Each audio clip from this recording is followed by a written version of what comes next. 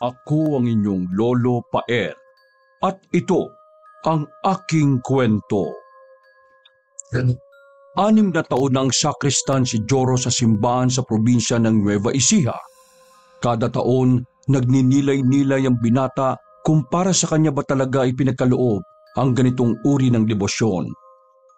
Kung ang paglilingkod ba sa Diyos ang gusto niyang tahaking landas hanggang siya'y magpari. Maraming beses na siyang nag-alangan. Dahil na rin sa mga problemang dumating sa pamilya niya. Maski na rin sa pangarap na gusto niyang matupad. Hindi lang naman kasi ang simbahan ang dapat niyang pagtuunan ng pansin, kundi ang kanyang sarili at minamahal sa buhay. Pero sa huli, mas pinili niyang manatili sa pagiging sakristan sapagkat ito ang nasa puso niya. Palagi siyang binubulungan ng kung sino man na bumalik siya sa paglilingkod. Tila tinatawag talaga siya palagi ng Diyos at patuloy pa ring namamanata upang kalugdan siya sa mga desisyong kailangan niyang isakripisyo sa pagsisilbi sa Diyos. Hanggang isang araw, may nakilala ang binata na hindi lang magiging katuwang niya sa pagsisilbi sa Panginoon, kundi magiging matalik din niyang kaibigan. Masigit pa doon ang mararamdaman niya dito. Bagong lipat ang kapitbahay ni Joros na si Aling Imelda at Rocco.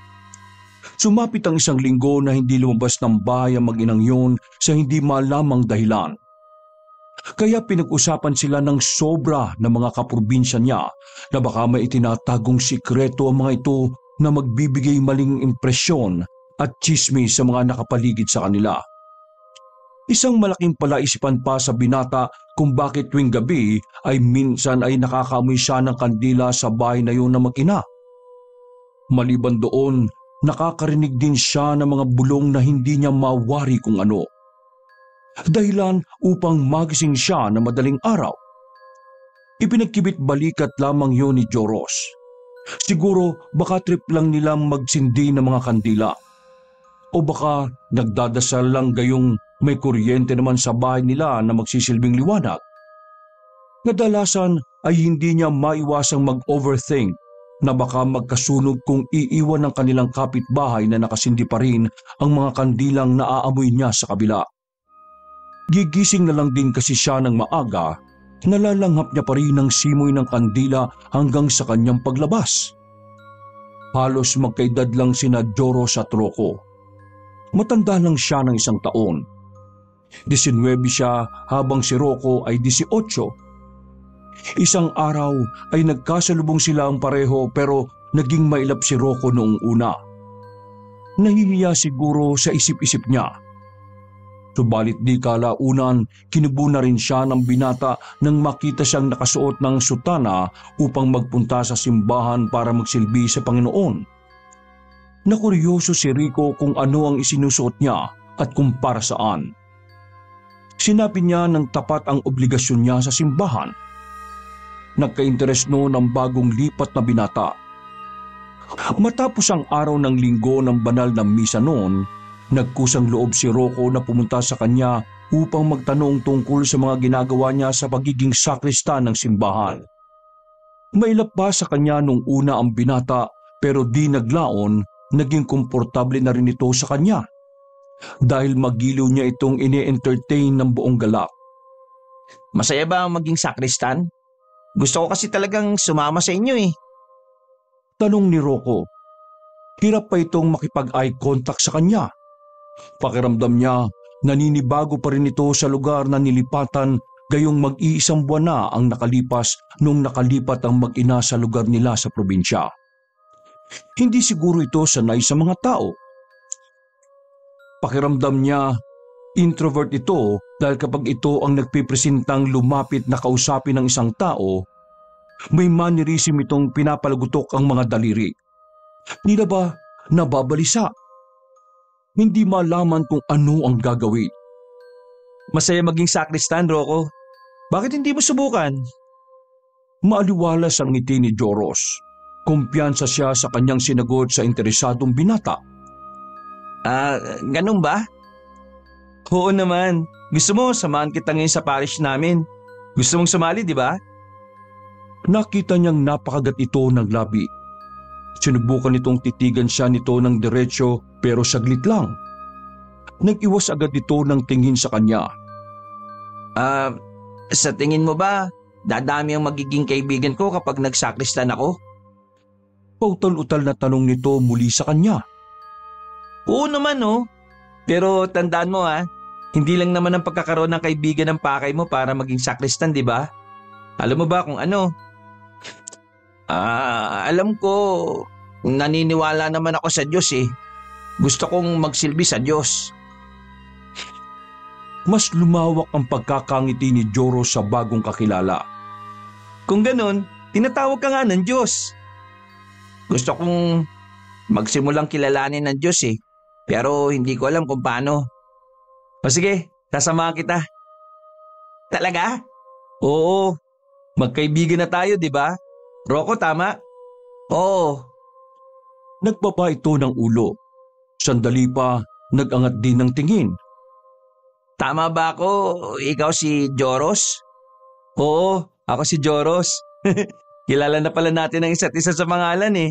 Sa personal lang pala nagkakahiyaan. Sorry Oh, bakit ka naman humingi ng dispensa? Wala naman akong ginagawa masama sa iyo eh. At wala ka rin namang ginawang masama sa akin. Hindi kasi kita agad in-approach eh. May social anxiety kasi talaga ako. Kahit sa una naming tiniran bago dito, ganito na talaga ako eh. Hindi marunong makisalamuha. Hinapik ni Joros ang balikat ni Rocco. Ayos lang yan. Ako rin naman eh. Ganyan nung una. Pero sigurado kapag araw-araw nagsisilbi ka na sa simbahan natin, hindi ka na maiilang pa. Mas lalakas pa ang loob mo kasi kasama mo ang Diyos. Kapag nasa tahanan ka na ng Diyos. Tila ba may dumaloy na kuryente sa mga daliri ni Joros sa puntong yon, hanggang sa kanyang tiyan. Tinanggal agad ni Rocco ang kanyang kamay na nasa balikat nito. Sorry, hindi pa talaga ako sanay eh. Malalim na huminga si Joros. Ayos lang. Teka, kailan mo babalak gawin ng aspirancy stage? Aspirancy stage? Nagtatakang tanong ni Rocco. Yung kasi ang unang hakbang para maging sakristan ka. Bago ka maging pontifical server, kailangan mo ring mag-investiture. Manunumpa ka sa harap ng Diyos sa loob ng 1 taon para bumalik ang bisa ng pagiging sakristan na tinatawag naming renewal. Kapag namanata ka na sa Diyos araw-araw, masasanay ka na at buong puso mo na yung tatanggapin hanggang sa pipiliin mo na lang na maging pari sa huli. Paliwanag ni Joros kay Rocco. Altar server ka muna sa ngayon. Yun ang unang hakbang para mag-ensayo na makapaglingkod ka sa Panginoon. Ako ang senior mo kapag nagkataon. Gusto ko talagang pumasok, Joros. Tuturuan mo naman ako, di ba? Oo, akong bahala sa'yo. Ano, handa ka na ba? Tumango si Rocco, sabay bawi ng iling. Kaso, natatakot pa ako eh. Hindi ko pa siya kayang harapin. Huwag ka matakot no. Kasama mo ko. Higit sa lahat, kasama natin ang Diyos. Hindi ko pa talaga kaya eh. Ang Diyos ay mabuti, Rocco. Kung ano man ang kasalanan mo sa Kanya sa nakaraan, buong puso Kanya mapapatawad. Nag-angat ng ulo si Rocco at kumpiyansa na siya nitong nginitian. Naging maaliwalas ang itsura nito. Dahil sa tiwala na ibinigay niya dito, mas lalong naikayat si Rocco na kilalanin ng kanyang pinaglilingkuran sa loob ng 6 na taon. Hindi na nito sinayang pagkakataong makakilala ng mga bagong kaibigan. Nagkaroon na rin ito ng pribilehiyong makaakyat ng sanktuaryo ng simbahan kahit may pag-aalinlangan. Gayong may mga sibat pa ring nakatarak sa puso ng binata, lakas ng loob na hinugot yun ni Rocco alang-alang sa pagtanggap nito sa Panginoon. Ipinakilala na rin ni Joros kay Rocco kung sino ang kura parokong namumuno sa parish priest na kanyang pinagsisilbihan. Si Father Mike na 2 taon ang pari sa simbahang yon. Nakapalagayang loob agad ni Rocco ang mga altar server at mga senior na nagsisilbi sa tahanan na yun ng Diyos. Yun ay dahil sa kanya, kay Joros. At habang tumatagal na inaalalayan niya ang binata, Lingid sa kaalaman ni Joros, unti-unti nang nahuhulog si Rocco sa kanya. Ganon din si Joros kay Rocco. Dahil sa dedikasyong hindi lang makilala ang kanilang sinasamba, kundi maski ang isa't isa. Ganito umawak ng kandelabra, chest out, at buong pagmamalaki ka dapat na nakatingala. Saka tingin ka sa harap ng altar. Tapos, diretso ka maglalakad. Mabagal lang ang bawat hakbang. O sige, ikaw naman ngayon ang gumawa, Rocco. Ipinigay ni Joros ang kandelabra kay Rocco. Sisindihan na ba yung kandila? Hindi muna. Practice muna sa'yo yan. Saka na natin sindihan mamaya kapag magsisimula na yung banal na misa. Sundin mo muna yung sinasabi ko, ha? Tumango si Rocco. Sinunod niya ang pag-chest out nito. Tumingin ng diretso sa harap ng altar. Saka mabagal na humakbang sa bilang na 3. Yan! Ganyan nga, Rocco. Sumunod ka lang sa akin, ha? Nasa kaliwa naman si Joros na hawak din ng mahigpit ang kandelabra. Pagkarating sa may altar, pareho silang humarap sa isa't isa. Hindi sinasadyang nagkatitigan ng 2 binata. Para bang pareho silang natutunaw sa pagtitinginan nilang 2. Bumilis ang tibok ng puso ni Joros. Napalagok pa siya ng laway. May namuong pawis sa kanyang sintido na dumaloy patungo sa kanyang leeg. Malamig naman ang dampi ng hangin na umandar sa malaking exhaust fan na donasyon ng kanilang mayor na nakalagay sa harap ng altar. Pero hindi niya mawari bakit biglang uminit sa simbahan. Ilang minuto rin ang tinagal ng kanilang pagtititigan hanggang mabasag yun nang may tumawag sa kanilang 2. Kumusta kayo dyan, Joros? Kumusta itong aspirant? Ay, Father! Nandiyan pala kayo. Magandang araw po, Father. Kapagpalang araw din sa inyong 2. Ito naman po, Father. Magaling po si Rocco. Madali po siyang turuan. Bumaling ng tingin si Father Mike kay Rocco. Ipagpatuloy mo lang yan, ha? Kapag nagtuloy-tuloy ka, mapapantayan mo din tong si Joros. Balak mo rin bang pumasok sa seminaryo? Ilang segundo siyang nag-isip. Pwede rin naman po kung ipagkakaloob po ng Panginoon. Nag-aalangang tingin ang iginawad niya kay Rocco. Parang malungkot ang mga mata nito. Hindi ka namin pinipilit, ha? Pero kung magtutuloy-tuloy kang magsilbi sa matagal na panahon, baka yun ang sign. God bless at good luck, ha? Joros, ikaw na munang bahala, ha? Opo, Father.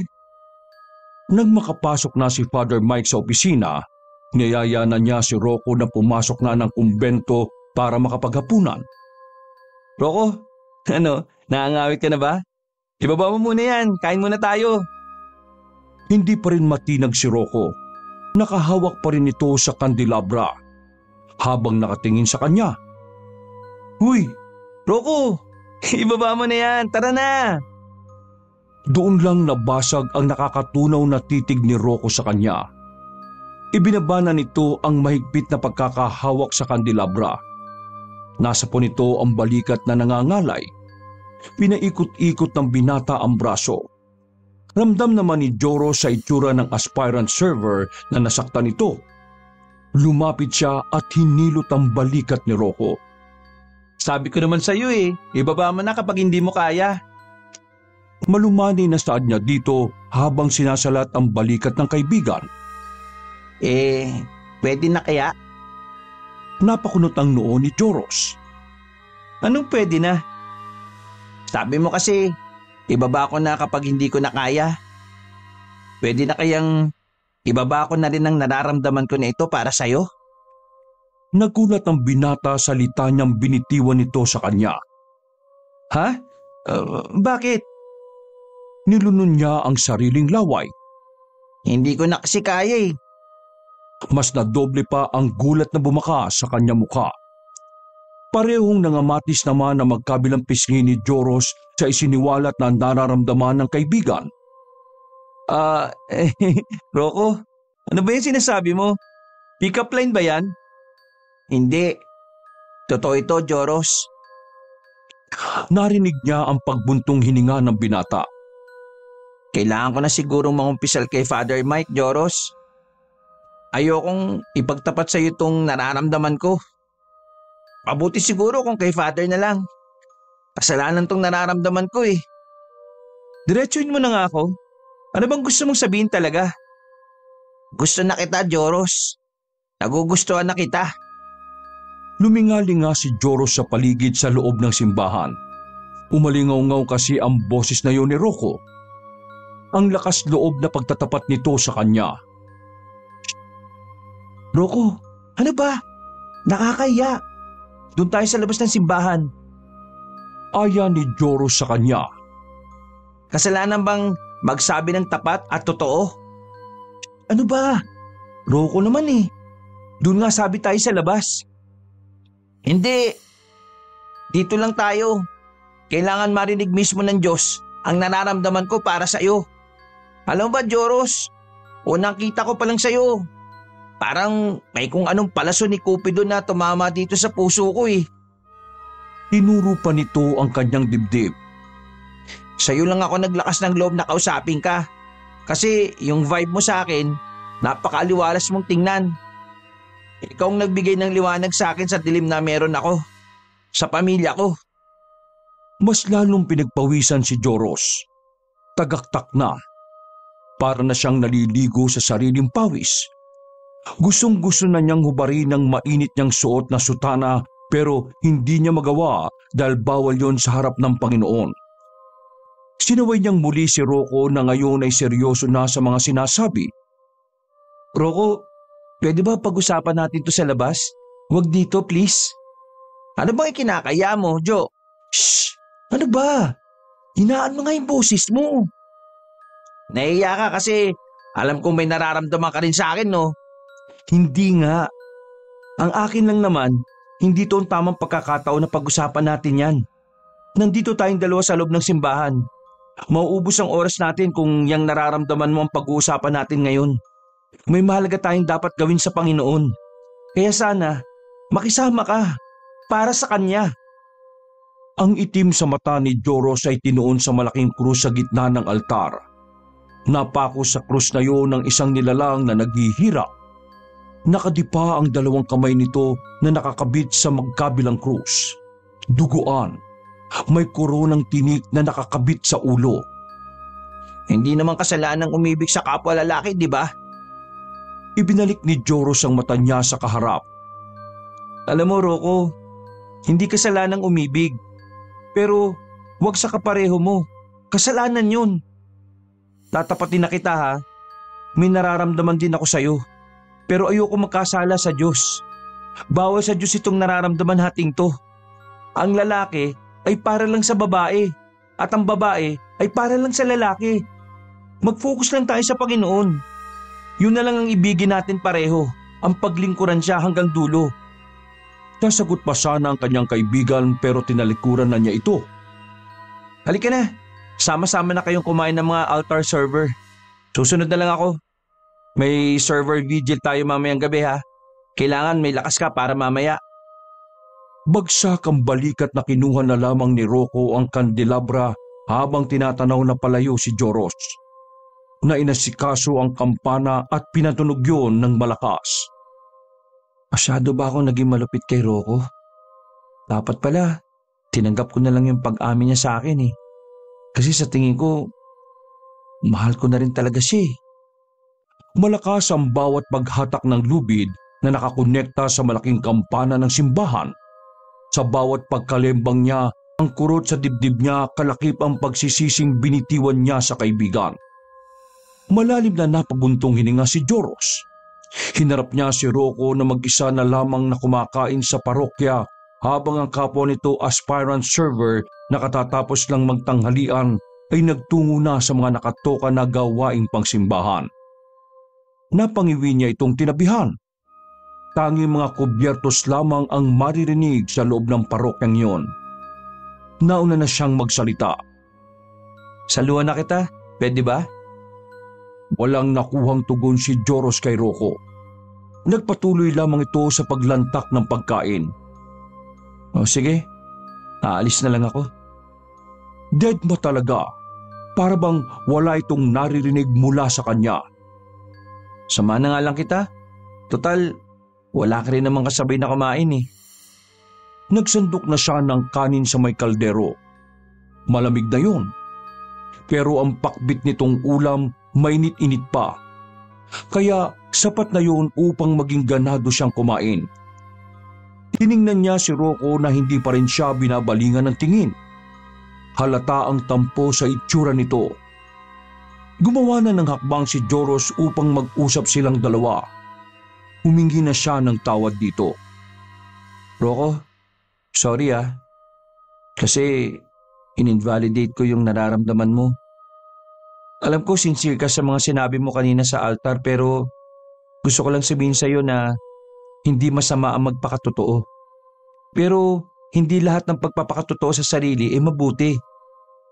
Pero sana naman kahit umamin ka sa akin at umamin din ako sa iyo, magkaibigan pa rin tayo para sa iisang layunin, para sa Panginoon.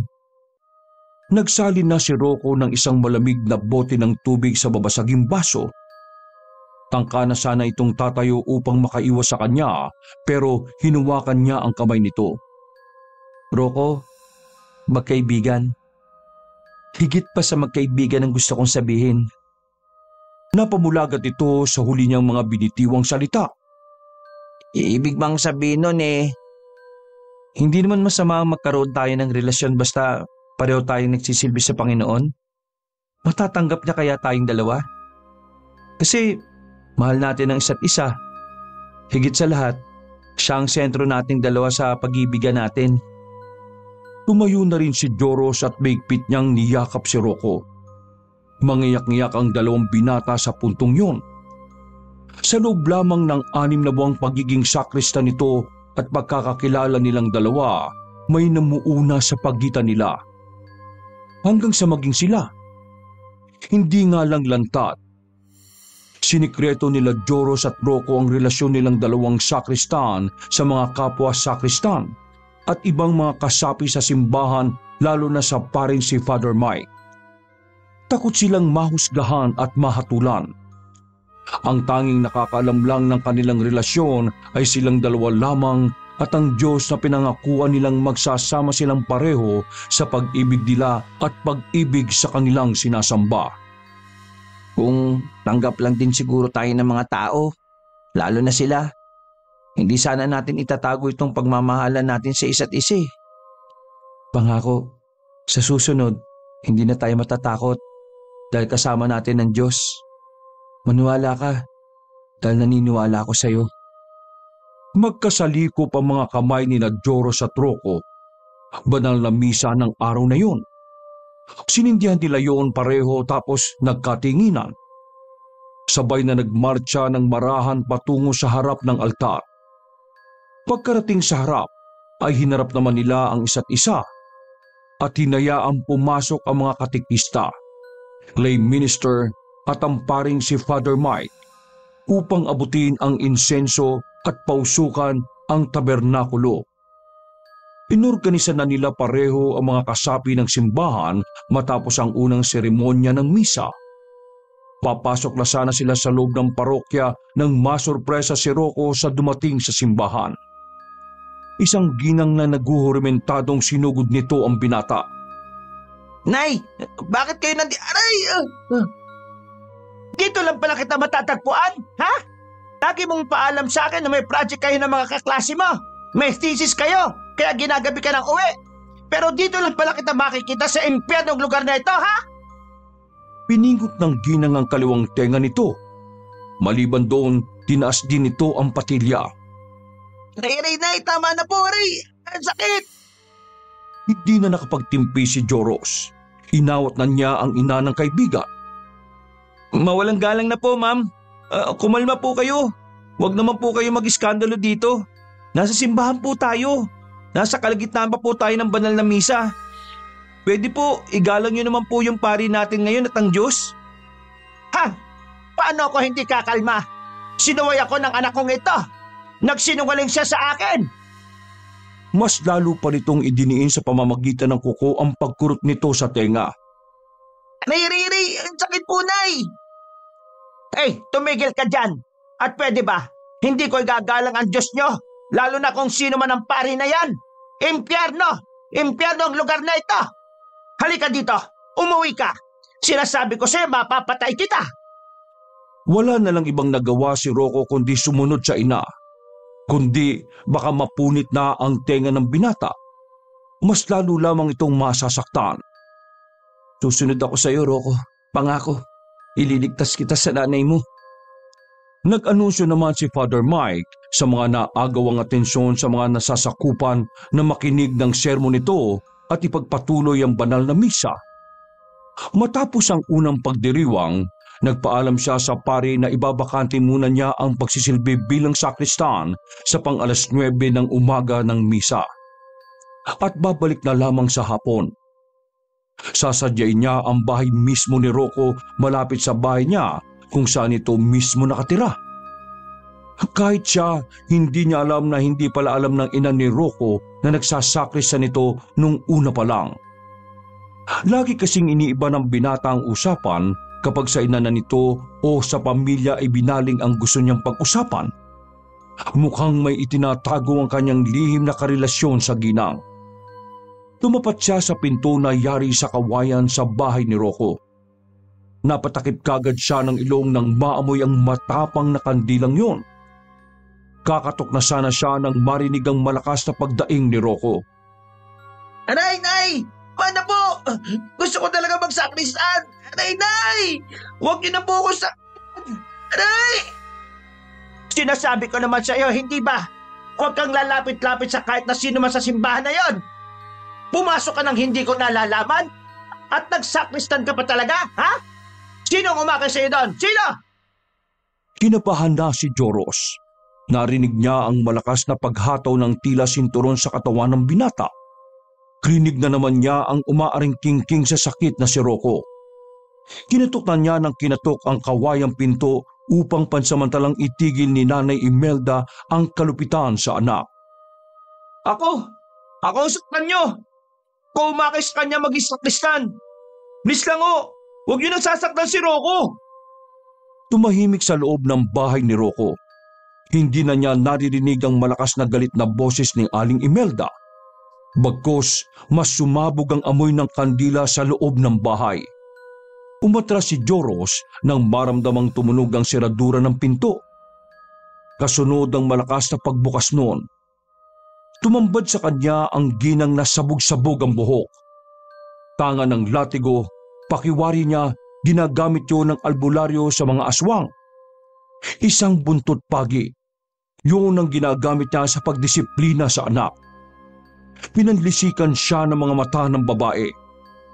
Anong ginagawa mo rito? Tanong ni Aling Imelda sa nakakasindak na tinig. Nagkaroon ng bikig sa lalamunan ng binata na hindi makasagot sa kaharap. Sa pagpako ng tingin nito sa kanya, ganun din ang mga paa niyang ipinako din sa lupa na hindi niya maigalaw. Huwag kang makialam sa amin ng anak ko. Bumalik ka kung saan ka nang galing. Nilakasan na lamang niya ang loob. Huminga siya ng malalim at matapang na nagsalita. Ako po yung kapitbahay niyo nila, Rocco. Ako po si Joros. Yan lang po yung tirahan namin, no? Nagkaroon na rin ng boses si Joros at nakasagot kay Aling Imelda. Matagal ko na pong kaibigan ng anak po ninyo. Unang buwan pa lang po nung lumipat po kayo. Kaibigan ko na po siya. At sino ka may karapatan para kaibiganin mo ang anak ko? Ikaw ang pasimuno kaya natuto magsinungaling yan eh. Ikaw din ang pasimuno kaya nakapasok siya sa pesteng simbahan niya. Ganyan ba ang natutunan mo bilang sakristan ng tahanan ng sinasamba niyong Diyos? Ha? Pinanlakihan siya ng mga mata ni Aling Imelda. Hindi siya pumayag na magpatalo. Nagpantig na ang kanyang tenga sa lumalabas na di kaaya-aya sa bibig ng babae. Huwag mo na kayong manghusga ng kapwa niyo, ma'am. Nasa puso po ng anak niyo ang paglilingkod sa Panginoon. Siya po lumapit sa akin para mapalapit din po siya kay Jesucristo. Para po magkaroon ng maraming kaibigan. Hindi po ba kayo masaya na may makikilala pong bagong taong anak ninyo?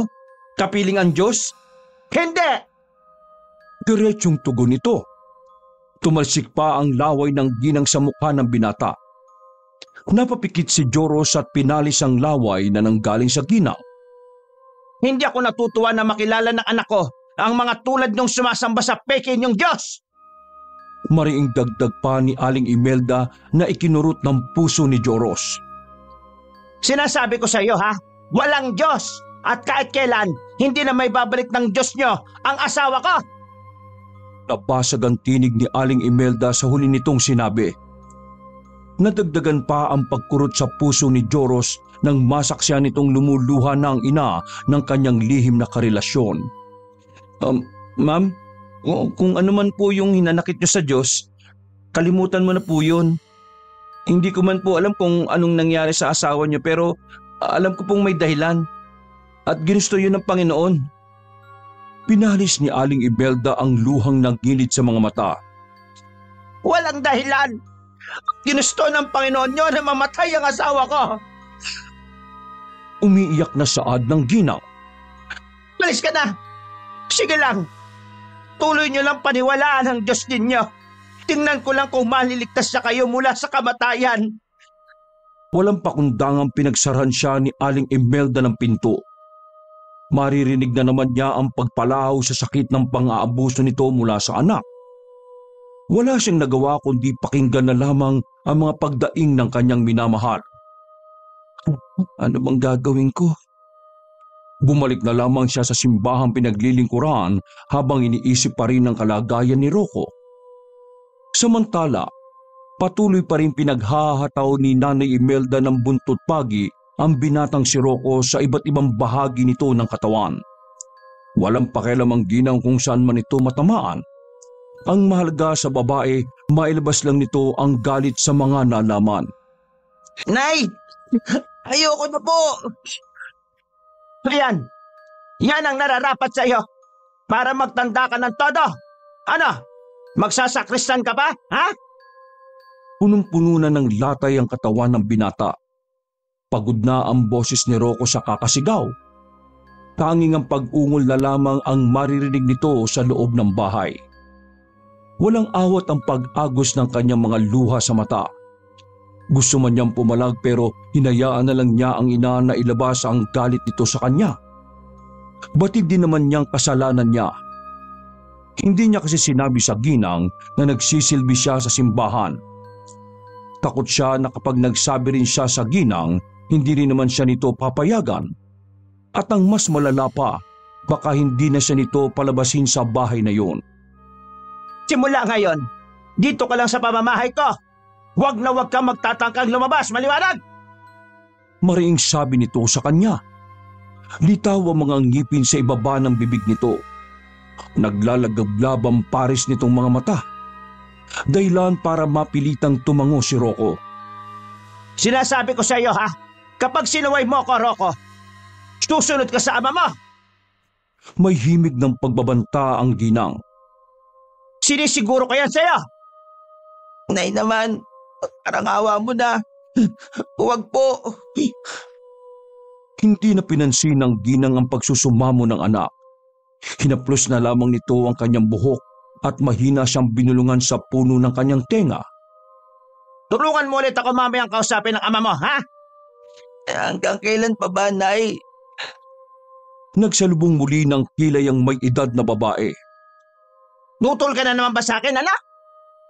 Nay naman, patay na si tatay eh. Huwag mo nang guluhin ang kaluluwa niya. Aray! Hinagupit na naman siya ni Aling Imelda ng buntot pagi. Nanginginig na ang buong kalamnan niya sa mga latay na natatamo nito sa ina. Nak, hindi ka ba nasasabik sa ama mo? Ay lako, sabik na ako sa kanya. Gusto na siyang makausap. Lumutang na ang emosyon ng ginang nang mailabas nito ang damdamin sa anak. Kahit 1 taon na ang nakalilipas, simula nang pumanaw ang ama niya mula sa isang malubhang sakit, hindi pa rin nakaka-move on si Aling Imelda. Araw-araw, gabi-gabi pa rin ipinagluluksa ng ginang ang pagkawala ng asawa. Nay, kahit ako rin naman eh, hindi ko rin maiwasang sumagi sa isip ko si tatay. Pero Nay, sana naman matanggap mo nang wala na siya. Ipagdasal na lang natin ang dasal! Tinanggal ni Aling Imelda ang tumutulong sipon sa ilong bago sagutin ang binata. Dasal talaga? Ha? Yung pagrorosaryo ko nga dati at taimtim na pagdarasal ko sa simbahan, walang nagawa para iligtas ang tatay mo mula sa malalang sakit na yan. Kung sasabihin mo sa akin, ipagdasal? Hindi! Hindi na ako naniniwala sa mga peking pananampalataya. Kung noon lang sana, ginamit ko na ang nalalaman ko sa itim na karunungan. Buhay pa saan ang ama mo ngayon? Natamemi si Rocco.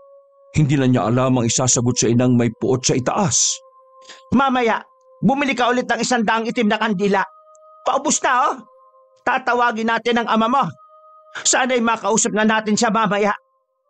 Iniwan na niya si Aling Imelda sa kaawa-awang kalagayan nun. Umaling siya sa larawan ng ama na may nakakahawang ngiti. Habang may nakapaligid na nakasinding mga itim na kandila rito na malapit ng maupos. Isa-isa nang binabakbak ni Rocco gamit ang maliit na kutsilyo ang mga naupos na itim na kandila na nakadikit sa sahig. Ang mga natanggal na niyang kandila, isinilid niya sa isang plastik. Hindi lang niya maiwasang hindi mapangiwi sa sakit kapag humahapdi ang mga latay na natanggap niya kanina sa ina. Lumako ulit ang paningin niya sa litrato ng amang nasa gitna. Nandun din ang puting urn nito na naglalaman ng abo ng kanyang ama. Panaka-naka siyang humihikbi nang maalala ang tatay niyang noong nabubuhay ito. Tuluyan ang bumuhos ang kanyang luha sa puntong yun. Tay, bakit mo naman kasi kami iniwan ni nanay eh? Hindi ka man lang lumaban nun sa sakit mo. Kita mo, ganito na nangyari sa amin ngayon. Akala namin ni nanay kapag nakalis na kami sa dati nating tinitiran, makakalimutan ka namin. Pero, mas lumalala pa pala. Si nanay, nagluluksa pa rin sa pagkawala mo. Gabi-gabi na lang, ginagawa namin to para lang marinig ang boses mo. Para makausap ka. Sana man lang, tay, kahit ngayon lang, magparamdam ka sa amin ni nanay. Para naman maramdaman namin kahit isang beses lang ang presensya mo. Miss na miss ka na po namin, tay. Pinataka ng kanyang mga nalalaglag na luha ang mga nakasinding itim na kandila na nakapaligid sa larawan ng kanyang ama. Sa gitna ng kanyang pagdadalamhati, may biglang dumaang malakas na hangin sa kanyang kinaroroonan. Namatay lahat ng mga natitirang kandilang malapit na maupos. Niyakap ni Rocco ang kanyang sarili. Pinalis niya ang kanyang nagkalat na mga luha sa mukha at nilibot ang paligid. Tay, nandito ka po ba? Tay? Nabalutan na ng dilim ang buong paligid. Nakarinig siya ng mga pagkaluskos. Luminga-linga ang binata. Napablikwas lamang siya ng lingon nang biglang makarinig ng paglaglag ng isang bagay.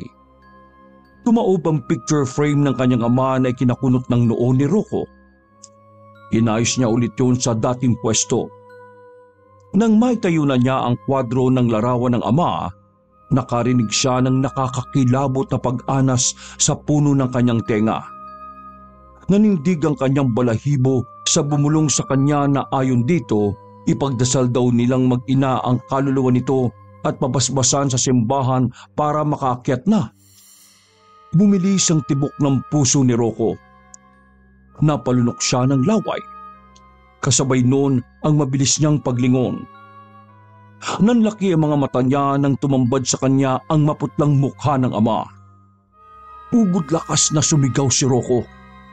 Kaagad namang dumalo si Aling Imelda nang bumaha sa paligid ng liwanag.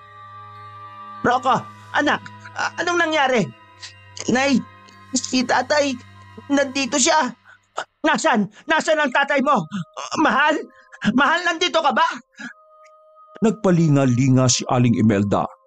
Hinanap ng paningin nito ang asawa na nasa likuran ng niya kanina. Nandito lang siya kanina. Nay, nasa tabi ko lang siya eh. Sabi pa nga niya sa akin, dalhin daw natin ang labi niya sa simbahan at papaspasan. Ipagdasal daw po natin siya, Nay. Nahihintakot ang pahayag niya sa ina. Wala naman eh. Niloloko mo lang ako. Pero Nay, nandito po talaga si tatay. Namatay nga ang mga kandila, oh. Sus! Palusot mo lang yan para makabalik ka sa simbahang yon. Huwag mo nga akong paikutin, Rocco. Totoo po yun, Nay. Git pa niya na sinasambunutan na ang sariling buhok. O siya, tigilan mo na yung kahibangan mo para makausap nga talaga natin ang tatay mo. Ang maigi pa sa ngayon bumili ka ng 100 itim na kandilang ipinag-uutos ko sa'yo. Pakin mo muna yung mga kandilang yan. Bilisan mo, ha? Baka sa simbahan ka na naman dumiretso. Sinasabi ko sa'yo. Tinuruan pa siya ni Aling Imelda. Hindi pa rin bumabalik ang dating kulay niya sa mukha. Nakarehistro pa rin sa utak niya ang anyo ng maputlang mukha ng amang nagmamakaawa ang mga mata. Gayong hindi pa rin makarecover sa takot nang gulatin siya ng multo ng tatay niya. Sinunod na lamang niya si Aling Imelda. Baka magtatatalak na naman ito. At matamaan na naman siya ng buntot pagi. Bumili siya sa grocery ng ilang balot ng itim na kandila. Takang-taka naman ng tindera kung aanin niya lahat yon. Di na lang niya sinagot ang nagtanong na tindera at mabilis siyang umuwi. Mag-aalas 6 na, Rocco. Sindihan mo lahat ng kandila. Ituros mo na. Kumilos na si Rocco. Isa-isa niyang sinindyan lahat ng itim na kandila at pinaligiran ng nakangiting larawan ng ama. Matapos siyang masindihan ng 100 itim na kandilang yon, may dinukot na maliit na itim na libro si Aling Imelda dun sa bulsa ng duster nito. Simulan na natin ang pagtatawag sa kaluluwa ng tatay mo, anak. Pilit nang ngumiti ang binata. Tumango na lamang siya kahit nag-aalinlangan. Binasa ng ginang ang unang linyang nasa itim na libro. At habang nagpapatuloy ang ritual na binabasa ni Aling Imelda, sa pamamagitan ng itim na karunungan, mas tumatapang ang amoy ng kandila. Mabilis yun na natutunaw. Ipinikit na nito ang mga mata. Sa pagdilat ng ginang, wala nang itim ang mga mata nito. Nasanay na si Rocco sa mga nakakakilabot na ginagawa nilang mag-ina tuwing gabi. Kaya hindi na gaanong kumakabog ang dibdib niya kapag tinatawag nila ang amang namayapa. Pero lumipas ang 1 oras ng pagbabasa ng ritual ng itim na karunungan, bigo muli ang mag-inang makausap ang kanilang padre de pamilya. Napasalampak na lamang si Aling Imelda sa sahig. Bakit, Dario? Bakit ayaw mo kami kausapin ng anak mo? Hinagod ni Rocco ang likuran ng inang mag-uumpisa na namang umiyak. Nay, itigil na natin to. Parang awa mo na. Pwede bang ipagdasal na lang natin ang tatay? Kaya ako nga po pinasok ang pagiging sakristan kasi itong gusto ni tatay para sa akin nung nabubuhay pa siya. Ang magsilbi sa simbahan. Gaya nyo, nung maging mother butler po kayo sa simbahan natin. Huminto sa paghikbi si Aling Imelda. Bumakas ang kabagsikan sa pagmumukha ng ginang. Sinasabi ko na sa iyo, ayoko! Hindi ko hayaan bumalik ka sa simbahan!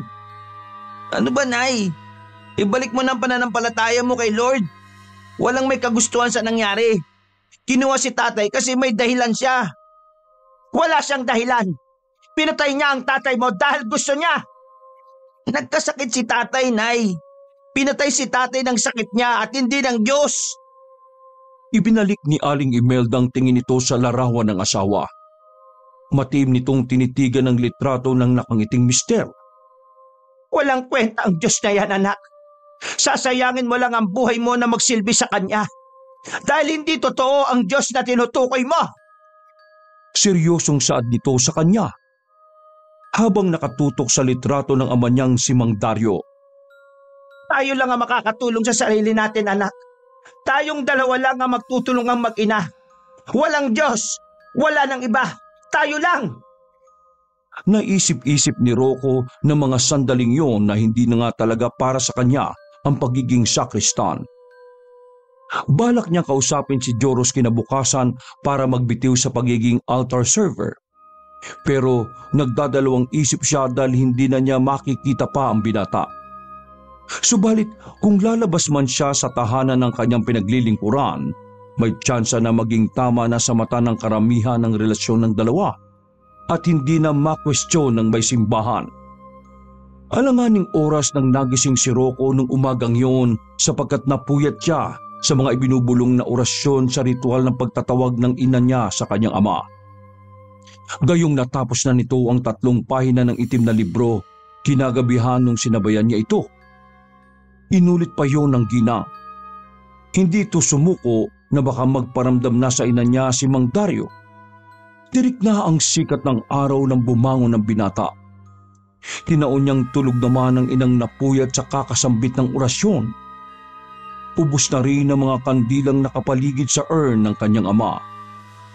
Siguro, bibili na lamang siya ulit ng 100 itim na kandila matapos siyang makapagpaalam sa kura paroko ng simbahan sa Nueva Ecija na si Father Mike at ang nagpasok sa kanyang sakristan na lihim niyang karelasyon na si Joros. Tumunyap siya sa bahay ni Joros kung may tao pa doon. Nakakandado ang pinto. Kumpirmadong nakaalis na ang binata. Nasa parokya na.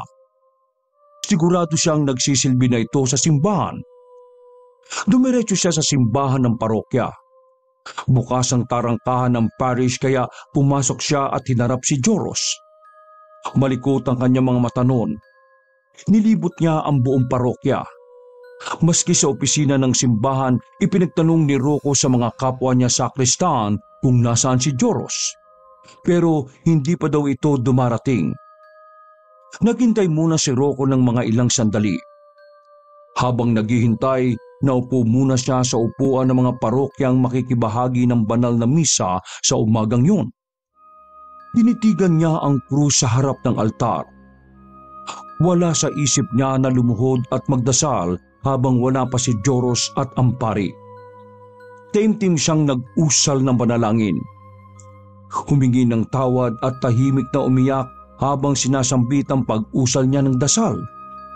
Nginoon, patawarin mo ako sa aking gagawing pagbibitaw bilang tagapaglingkod mo. Hindi nga talaga para sa akin ang pagiging sakristan. Pero sana, hipuin mo po ang puso ng aking ina na ibalik niya ulit ang tiwala niya sa inyo. Panginoon ko, sana patawarin mo din ako kung nagmahal ako sa kapwa ko lalaki. Hindi ko gustong mahulog sa kapareho kong kasarian. Mahirap ibaling ang atensyon kong magmahal sa taliwas kong kasarian. Pero hindi naman matuturuan ng puso, di ba? Kung sinong mamahalin natin. Mahal mo kami, Panginoon. Sana mahalin mo rin kung sino ang dapat naming mahalin. Isa pa pala, Panginoon.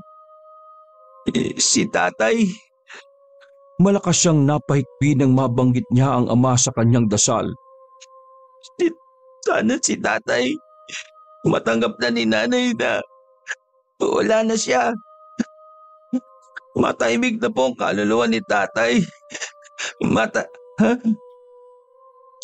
Naputulang susunod niyang sasabihin sa dasal ng kanyang ama nang may bumulong sa puno ng kanyang tenga. Isang pamilyar na pag-anas. Ilibing na raw ito sa tahimik na lugar at pabasbasan. Biglang dumilat si Rocco sa nakakakilabot na pag-anas na yon. Napabalikwas siya ng lingon. Tay? Pinalis niya ang mga takas na luha. Hinanap niya ang kanyang amang nagparamdam. Tay, patawarin mo kami ni Nanay kung hindi ka pa namin kayang pakawalan. 1 taon na rin ang nakakalipas pero di pa rin kami makamove on ni Nanay sa'yo. Kausapin mo naman siya para gumana ang pakiramdam niya. Sabihin mo sa kanya na patahimikin ka na. Tanggapin na niya na wala ka na. Tay, magpaalam ka sa amin kasi biglaan eh.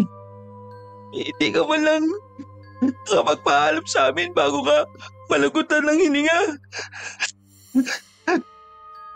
Habang pinapalis niya ang mga luhang nagkalat sa kanyang mukha, May nagmagandang loob na nag-abot sa kanya ng kulay maroon na panyo ng itim na Nazareno. Nagangat siya ng mukha kung sino yon.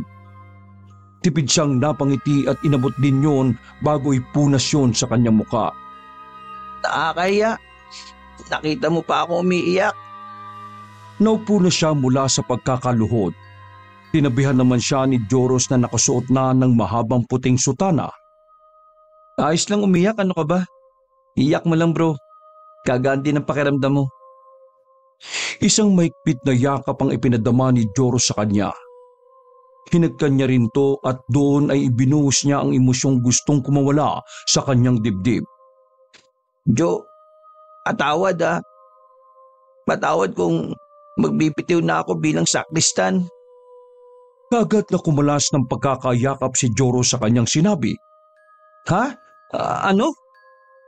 Pinunasan ni Rocco mga luhang nagkalat pa sa kanyang pisngi bago ipinaliwanag ang pag-alis sa paglilingkod sa simbahan.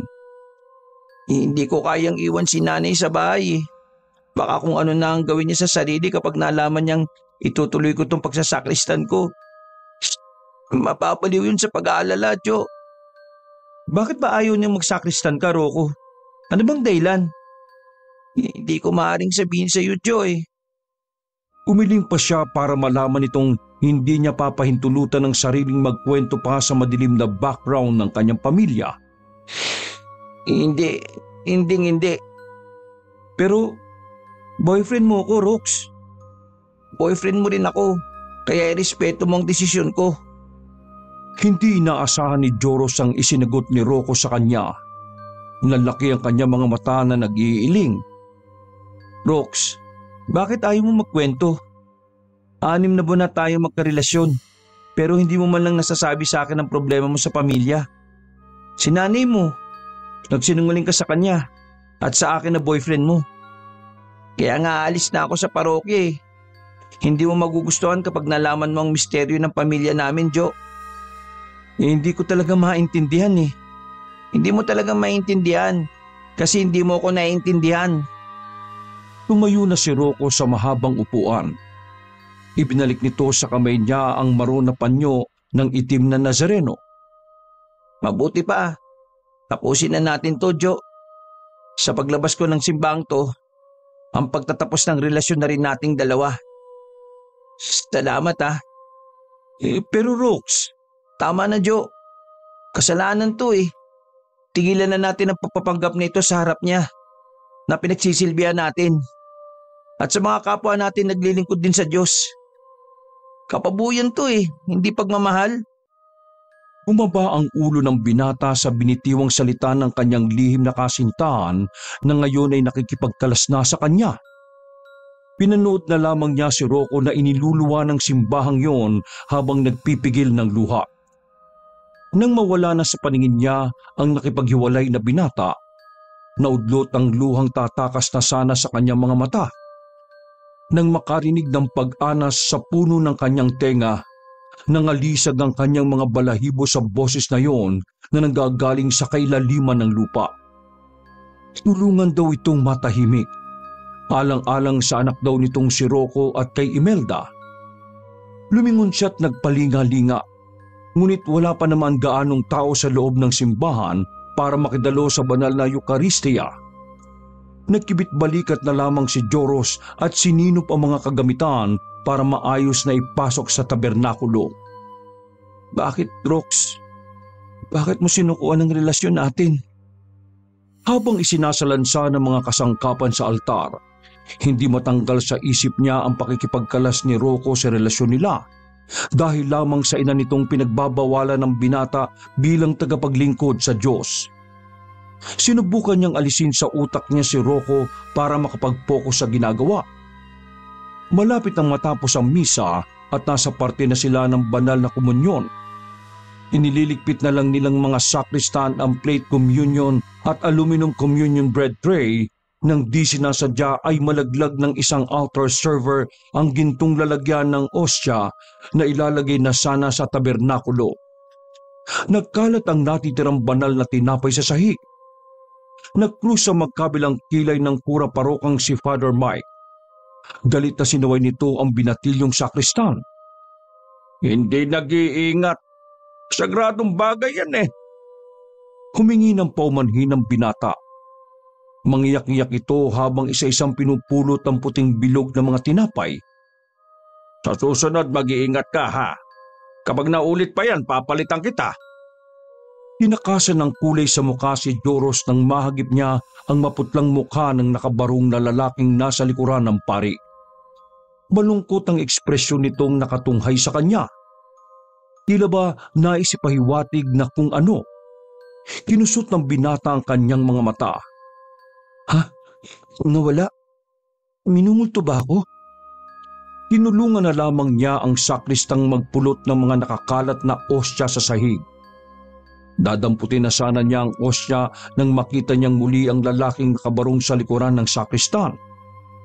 Tiningnan lang ng kaluluwang yun ang hawak ng binatilyo na gintong lalagyan ng osya.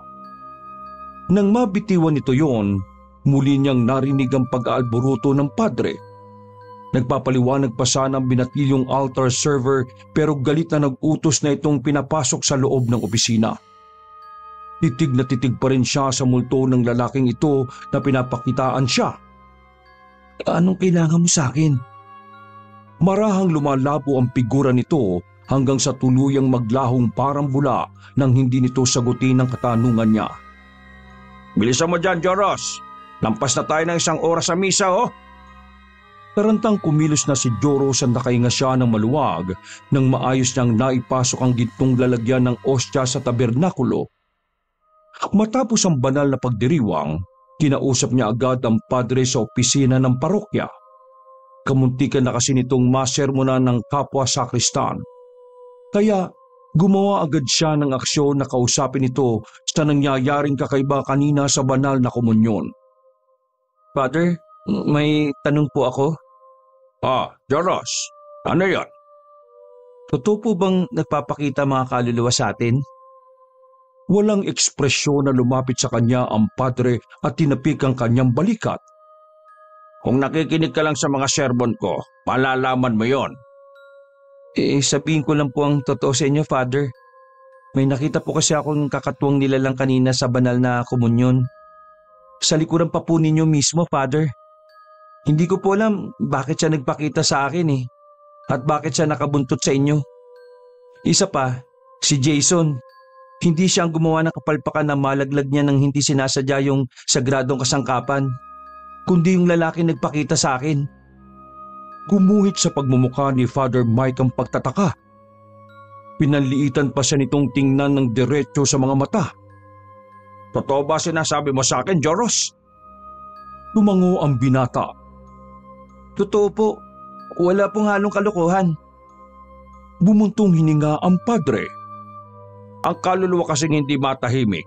Sa palagay ko nagpapakita talaga yan sa atin kapag may gusto silang sabihin sa atin na hindi nila nasabi nung nabubuhay pa lamang sila. May pagsisisi, may hinanakit sa sarili. O di naman kaya humihingi sila ng tulong para makamit ang hustisya o katahimikan. Sa palagay ko kaya nagpapakita sa iyo ang kaluluwang yon. Maaring ikaw ang makakatulong sa kanya para matahimik na siya. Mahina pero paulit-ulit na tumango si Joros. Kung ganun po, Father, pwede mo po ba ako matulungan na makilala kung sino yung kaluluwang nagpapakita sa akin? Hindi po kasi pamilyar sa akin yung lalaking yun na nagpapakita sa akin. Hindi ko rin po kaano-ano. Hindi ko alam kung anong pakay niya sa akin, kung paano ko siya matutulungan. Muli ay bumalik ulit sa walang ekspresyon ng itsura ng padre. Marami akong obligasyon bilang pare ang kailangan kong unahin sa ngayon, Joros. May pagmimisaan pa ako sa kabilang bayan. Sa susunod, maaari kitang matulungan. Pero sa ngayon kung sakaling magpakita man siya sa iyo uli, huwag ka matakot. Usapin mo siya ng mainahon. At angkinin mo sa sariling matutulungan mo siya. Napangiti ang binata. Salamat po, Father, sa payo po ninyo. Nagpaalam na si Father Mike sa binata. Tapos na rin ang obligasyon niya bilang sakristan sa simbahan. kaya dumiretso na siya sa bahay para makapagpahinga. Pagkarating sa kanyang tahanan, hinubad na niya kagad ang puting sutana. Nagpalit siya ng sando. Tihiga na sana siya nang makaramdam ng hindi kaaya-ayang presensya sa paligid. Gaya ng pinayo ng pari sa kanya, kinausap ni Joros siya ng mahinahon. Alam kong nandito ka. Magpakita ka sa akin. Huwag ka matakot. Tutulungan kita. Ano bang kailangan mo? Humangin ng malakas. Nagsitayuan ang mga balahibo sa kanyang buong katawan. Sandali pa, tumambad na sa kanyang harapan ng lalaking maputla ang muka. Siniyasat niya ito mula ulo hanggang paa. Naging abnormal ang kanyang paghinga nang hindi nakasayad ang mga paa nito sa sahig. Humapang pa ang kilabot sa mga ugat ni Joros nang natutuklap ang laman nito sa pisngi. Hanggang sa naging buhangin at nilipad ng hangin. Buong tapang na nagsalita ang binata. Gayong tumitindi ang kabang nararamdaman niya sa bangkay na kaharap. Bakit ka ba sa akin nagpapakita? Anong pakay mo sa akin? Halata sa boses niya ang panginginig. Unti-unti nang naglalaglaga ng mga laman sa mukha ng multo. Sa tuwing may nahuhulog na laman sa sahig, nagiging buhangin ito at hinihipan kung saan. Bago pa tuluyang mawala ang kaharap na kaluluwang nagpapakita sa kanya, narinig niya ang panaghoy ng lalaki. Hindi siya makapaniwala na yung nagpapakita sa kanyang multo ay ang ama ni Rocco. Hindi ako mangangako, Mang Dario. Pero gagawin ko makakaya ko para patahimikin ka na nila. Labis na dinamdam ni Rocco ang ginawa niyang pakikipaghiwalay sa lihim na karelasyon niyang kapwa kasarian na si Joros. Mahal na mahal niya kasi talaga ang binata kahit bawal na pag-ibig ito sa batas ng Diyos na kanilang sinasamba. Late na nagising ang binata. 11:00 na ito nakabangon kaya hindi na niya magawang pumasok pa sa klase. Napansin naman ng kanyang ina na namumugto ang mga mata ng anak. Kinausap siya ng ginang ng masinsinan. Panay sa katatanggi ang binata na wala itong iniiyakan. Umiwas na lamang siya sa usaping yon pero makulit ang may edad na babae. Inalam kung anong rason ng kanyang pag-iyak. Dahil ba sa pinagbawalan kitang maging sakristan, anak? Kaya ka umiiyak? Rocco, nak, para din naman sa kapakanan mo ang ginagawa kong ito. Sana ay maintindihan mo ako. Malumanay ang pagkakasabing yon ng ginang sa kanya na kumurot sa kanyang puso. Umiling si Rocco. Hindi po, Nay. Naalala ko lang po kasi si tatay. Miss na miss ko na po siya. Pinagkanya ang ina upang kapanipaniwala ang kanyang palusot. Nagpa-comfort siya dito hanggang sa todong iniyakan niya ang ina sa kanyang dinaramdam na pakikipaghiwalay kay Joros. Gumaan ng paunti-unti ang kanyang pakiramdam nang hinahagod ni Aling Imelda ang kanyang likuran. O rin, nak, miss na miss ko na rin ang ama mo. Kung makakausap lang sana natin siya, hindi tayo mangungulila ng ganito. Umiwalay na siya sa pagkakayakap sa ina. Pero Nay, matanong ko lang. Ano yun, anak? Nilakasan na lamang niya ang loob na tanungin ang bagay na yung gayong may pag-aalinlangan pa rin sa sarili. Kasalanan po ba kapag nagmahal ka sa kapwa mo Sa ano? Mas lalong tumindi ang kuryosidad ng ginang. Tila umurong ang dila ng binata at hindi masabi ang huling kataga.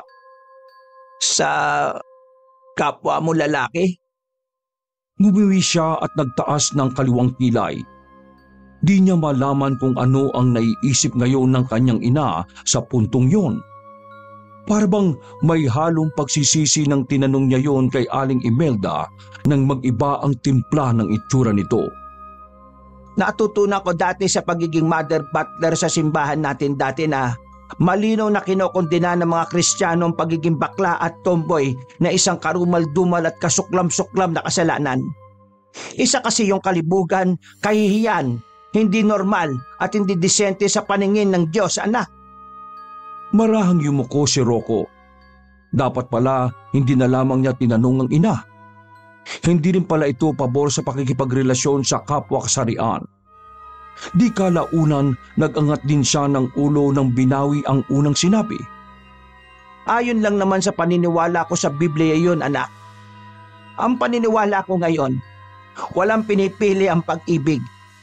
Kusang titibok ang puso sa isang tao, babae man, lalaki, parehas man ang kasarian o kabaliktaran.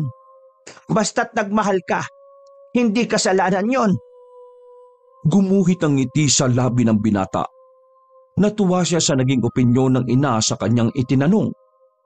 Hindi na inurirat ng ginang ang anak kung bakit niya yun tinanong.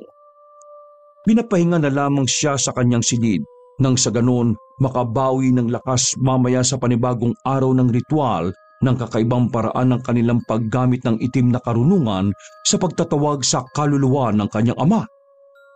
Kailan ba ito matatapos? Pagod na rin ako. Ayaw namang magpakita ni tatay. Sinubukan niyang ipikit ang talukap ng kanyang mga mata, pero hindi siya makatulog. Naupo siya sa kama. May sumagi sa isip niya na kalkalin sa bodega ang itim na garbage bag kung saan isinilid ng kanyang ina ang mga damit at kagamitan ng kanyang yumaong ama. Baka may maaari siyang itago para sa kanyang sarili na remembrance. Nang sa ganoon, hindi niya makalimutan ng ama. Pumasok siya sa banyo. Sa likod noon, nandoon ang mga nakatambak na garbage bag na naglalaman ng kagamitan ng ama niya noong nabubuhay pa ito. Inisa-isa niyang hinalungkat sa mga garbage bag ng damit ng ama na pwedeng niyang maisuot. Marimi-raming leather jacket si Mang Dario na natipuhan niya. Itinabi niya yun sa sulok. Maayos na itiniklop at inipon sa isang tabi. Hinapkap niya rin isa-isa ang bulsa ng mga kupas na jacket na yon. Nagpapakasakaling may barya o bagay na nakastuktok doon. Hindi kasi nagawang magkapkap ng ina sa mga bulsa ng pantalon, jacket at t-shirt ng asawa nito. Sa kadahilanang nais na nitong maitago lahat na magpapaalala sa asawa, pero sa kabila noon, mas tumindi lang ang pangungudila ng ginang. Kaya kahit noong lumipat sila sa probinsya sa Nueva Ecija, binitbit pa rin nila ang mga garbage bag na naglalaman ng mga kagamitan ni Mang Dario. Sa kanyang paghahalungkat at pagkapkap sa mga damit at pantalon ng yumaong ama, may natagpuan siya sa bulsa ng uniforme na pampulis na kupas na litrato. Tiningnan niya, pinaglumaan na yon. Black and white kasi ang larawang yon na nakatago sa bulsa ng uniformeng ito. Lukot na ang larawan pero dala ng kuryosidad. Pinatag niya yon at gumawa ng paraan para makita na maayos ang nakaimprenta sa litrato. Sinaksak niya ang plancha. Pinainit yon bago marang ipinadulas sa likod ng lukot na larawan at nais niyang masilayang mabuti yon. Unti-unti ay nasisilayan na niya ng maigi ang figura na nasa larawang yon. Nanliit ang mga mata ng binata nang may dalawang lalaki na sa pakiwari niya, nasa 18 pareho ang edad. Magkaakbay ang dalawang lalaki, dalawang binata na nasa litrato. Pamilyar din ang simbahan kung saan kuha ang larawang yon na panahon pa ng dekada 80. Nang mamasdan niya pang maigi, tiyasatin ang mukha ng dalawa, napakagat siya ng labi nang may pagkakahawig siya sa isang binatang naroon. Teka, si tatay ba ito? Saglit niyang naitutup ang bibig at nagulantang sa nadiskubre. Ibig bang sabihin nito, may karelasyon si tatay dati na lalaki? Bago niya nakilala si nanay noon? Napailing siya sa naisip. Pero sino tong kaakbay ni tatay? Hindi niya masyadong namukhaan ang binatang kaakbay ng ama nung binata pa ito. Pero mahabang puti ang suot ng kaakbay ng ama niya noon. Sa kabilang banda, inisip niya rin na baka nga matalik na kaibigan lang yun ni Mang Dario. Maniniwala na sana siya na best friend yun ng kanyang ama nang may mabasa siya sa likuran ng lukot na larawang yun na labis niyang ikinagulantang. Nanginginig niyang binasa ng marahan ng cursive writing style na galing sa lalaki ng kanyang ama. Para sa minamahal kong Dario. Masakit man para sa akin ang gagawin kong ito, pero nakapagdesisyon na ako. Papasukin ko na ang seminaryo. Mag-ingat ka palagi. Baunin mo itong litrato natin na magkasama. Ito na ang huling regalo ko para sa iyo. Wag mo na akong guguluhin pang muli. Nagmamahal, Michael. Pinalikan ni Rocco ang litrato ng dalawang magkaakbay na pinagluma ang larawan. Makailang beses siyang umiling bago napagtanto ang karelasyon ng ama niya noon. Ha? Hindi ito maaari. Si Father? Anak, ano yan? Bakit ka nandyan? Dali-dali niyang ilalagay na sana sa kanyang bulsa ang kupas na litrato, pero huli na nang madatnan siya ng ina sa bodega. Ano yung tinatago mo, anak? Umukit sa mukha ng ginang ang pagtataka. Oh, wala po ito, Inay. Akin na yan. Akin na. Hindi na nagawang magkaila ang binata. Huling-huli na siya sa akto ng itago niya ang revelasyong magpapagulo sa sitwasyon ng kanyang mga magulang. Nay, kasi po... Akin na sabi yan eh. Nanginginig na inabot niya sa ina ang lukot na litrato. Mabilis na inago yun ng ginang. Mabagsik na tinitigan ng may edad na babae ang larawang pinakatago-tago ng kanyang itay nung nabubuhay pa lamang ito. Si Dario ito ah. Ibig sabihin nito? Nay, kaibigan niya po yan. Ipinagtanggol pa niya ang ama hanggat maaari. Sinong kaibigan? Binaliktad ng ina niya ang larawan. Ganun na lamang ang pagbuka ng bibig nito sa nabasa. Sinong Michael ito? Nag-umpisa nang magtubig ang mga mata ni Aling Imelda. Nay, hindi ko po kilala eh. Bakit may Michael? Sino ito? Nay, matagal na panahon na yan. Kalimutan niyo na po yan, Nay. Hindi, Rocco. Pumalingaw-ngaw sa bodegang yun ang boses ni Aling Imelda. Nagtagis na ang mga bagang ng ginang. Ramdam ng binata ang galit sa kanyang ina. Napailing pa ito ng ilang beses. Buong buhay ko nung nagsasama kami, naging tapat ako sa kanya. Pero ano ito ha? Ginagago lang pala niya. Hindi niya sinabi ito. Umago sa masaganang luha sa mga mata ng ina. Babalikan mo pa ba ang nakaraan, Nay? Dapat ko lang mabalikan ang nakaraan niya. Hindi ko ito matatanggap, Rocco. Hindi! Nilamukos ni Aling Imelda ang litrato ng pagluloko ng asawa. May panggigigil ang paglumukos na yon sa kamao. Tinalikuran na siya ng ina at nagtungo sa altar ni Mang Dario. Naalertong binata sa posibleng gawin ng ginang.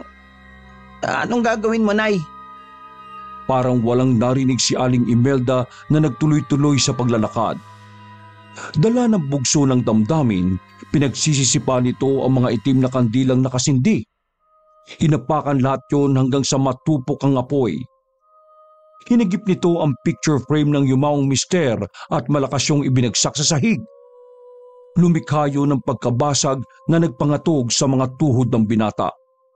Nay, parang awa niyo na. Magbunus tili ho kayo. Mayak-yak na si Rocco sa pagwawala ng ina. Hindi pa nakontento si Aling Imelda. Pinag-interesan nito ang urn ng asawa. Nay, anong gagawin niyo? Huwag po. Nay, huwag niyo itapon ang abunitay.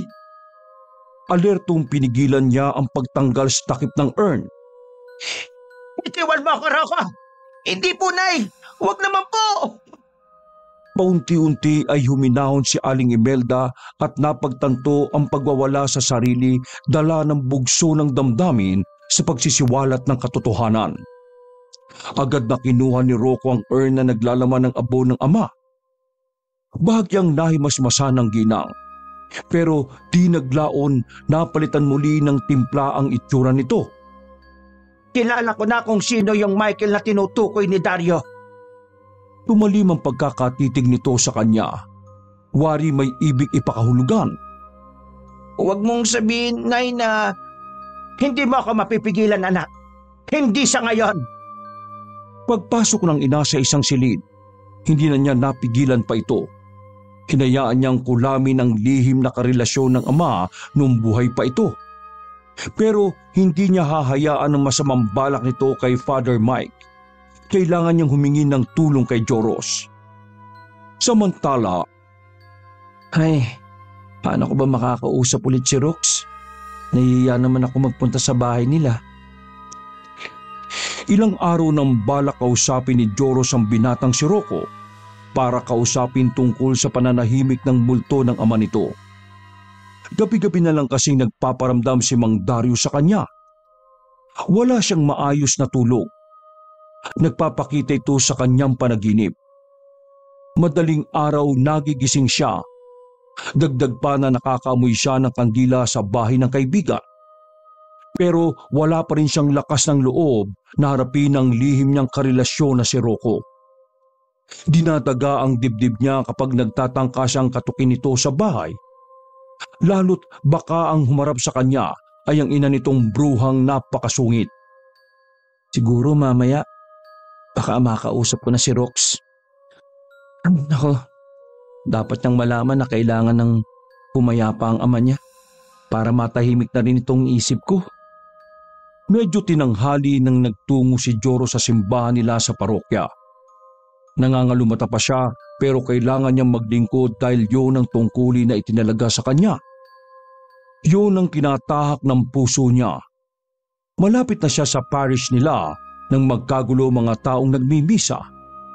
Tumalima si Joros at inalam ang kaguluhang nangyayari sa simbahan. Nadatnan niyang nagkukumpul-kumpul sa isang pwesto ang mga tao. Tinanong niya ang kapwa niya sakristan kung ano ang nangyayari. Sinabi nito na nagkaroon daw ng mga bukol sa iba't ibang katawan si Father Mike. Isang matinding sakit na tinatawag na ketong. Nakisingit siya sa mga tao. Gayon na lamang ang gulat niya nang may mga bukol-bukol nga ang padre sa iba't ibang bahagi ng katawan. Diyos ko, mabagin. Nasa po ni Joros ang kanyang noo. Awang-awa siya sa karimari-marim na kalagayan ng alagad ng Diyos.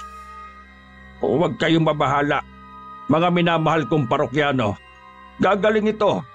Pagagalingin ako ng Diyos. Humalak ang pari. Animoy may nakabara sa dibdib nito na hindi mailabas-labas.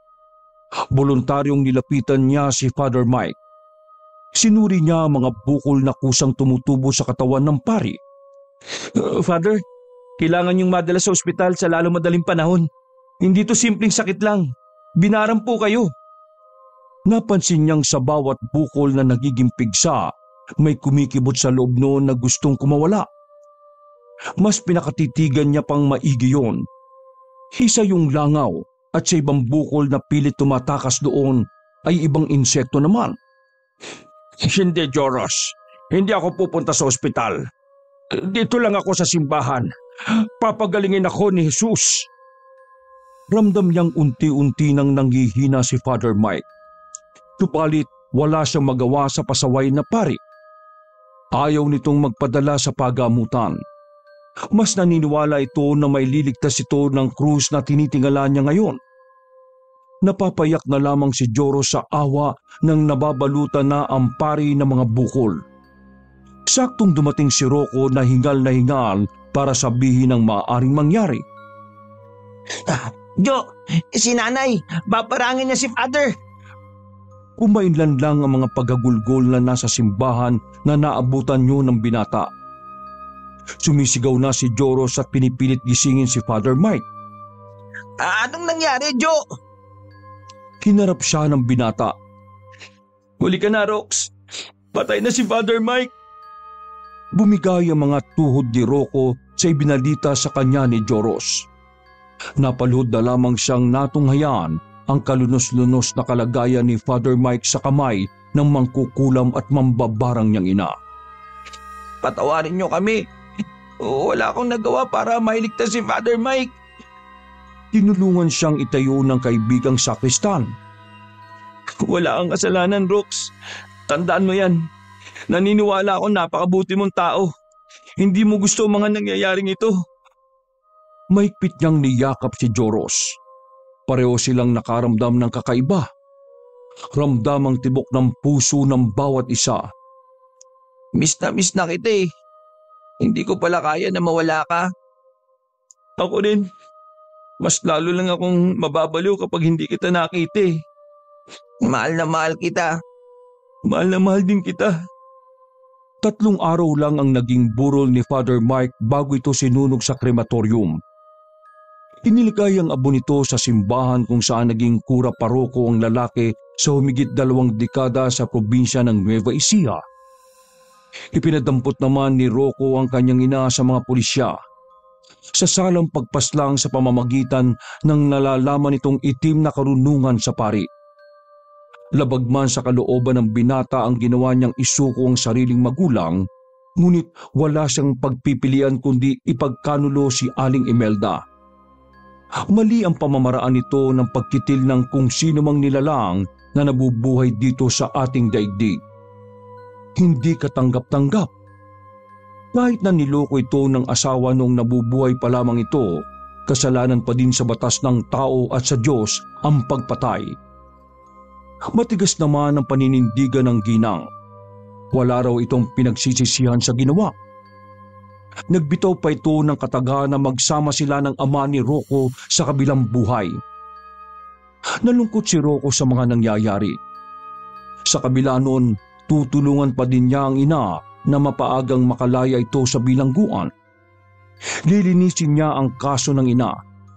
Pero dadaan muna sa tamang proseso ng hakbang sa korte ang isasampang kaso laban kay Aling Imelda. Nanay ko pa din naman siya, Jo. Isinuko ko siya sa mga otoridad pero di ko siya kailanman susukuan. Napakabait mo talaga, Rox. Napakabuti mong anak. Kaya ko lang naman ginawa yun para magtanda siya eh. Pero siyempre nakukonsensya rin ako sa ginawa ko. Kaya tutulungan ko rin siya makalaya. Kasalukuyang bitbit ni Rocco ang urn ng ama niyang si Mang Dario habang si Joros ay tanga ng urn ni Father Mike. Tinatanaw nilang pareho ang papalubog na sikat ng araw. Maririnig ang mga huni ng maharot na mayang naglalaro sa nangingitim na kalangitan habang sumasabay ang paghampas ng alon sa karagatan. Nalaman ni Rocco kung bakit madaling nagkasakit ang ama't binawian ng buhay. Yun ay dahil sa pagdamdam nito sa ex na karelasyon nang malaman na naging pari na ng tuluyan ang sinisinta na si Father Mike. Sinubukan pa daw ni Mang Dario na kanyang ama na makipagbalikan sa pari. Gusto din ng kura paroko na sunggaban ng tuktong namamagitan sa dalawa. Subalit wala itong magawa dahil nga sa ganap na itong pari. Sa huli, dinamdam yun ng ama ni Rocco hanggang sa tuluyang nabalot ng kalungkutan kakaisip.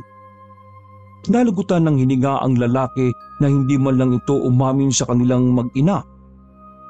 Tumama ang loob ng binata dahil hindi pala minahal ng kanyang ama si Aling Imelda. Ang tunay palang minahal nito, ang kapareho din itong kasarian na alagad din ng Panginoon. Sa kabila ng pagtatampo sa ama, nagpapasalamat siya dito dahil naging mabuti itong ama sa kanya at napalaki ng maayos. Kaya pala gusto siyang maging sakristan ni Mang Dario noon dahil naaalala nito ang ka-secret affair nitong si Father Mike.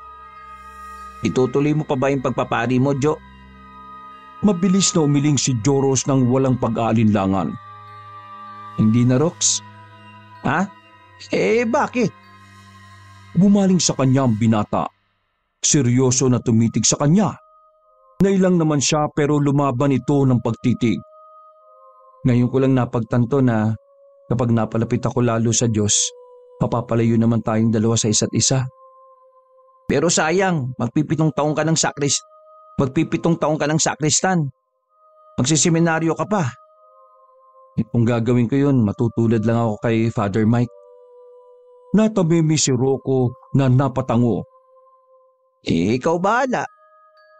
Ibinalik niyang muli ang atensyon sa magandang tanawin na malapit ng mabura ng dilim.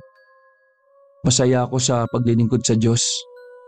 Nasa puso ko nga ang Panginoon Pero nasa puso rin kita. Narealize ko na kahit di na ako magsilbi sa simbahan, nasa puso't kaluluwa ko pa rin naman siya Bitbit ko pa din sa puso ang may kapal. Siyempre, kasama kita sa hirap at ginhawa. Napangiti na lamang si Rocco nang makaramdam ng kilig sa buong sistema. Parehong nangamati sa magkabila niyang pisngi. Sabay nilang tinanggal ang takip ng urn ni Mang Dario at Father Mike. Saka yun isinaboy at ibinuhos sa mga abo nito sa karagatan. Nilipad yun ng hangin. Ngayon, malaya na ang dalawang umibig sa isa't isa. Matatahimik na rin si Mang Dario kasama si Father Mike. Malaya na rin si Joros na umibig ng makulay kasama sa habang buhay si Rocco. Makapamumuhay silang dalawa sa bawal na pag-ibig kasama ang Panginoong Diyos na yayakapin nila hanggang sa kabilang buhay. Wakas!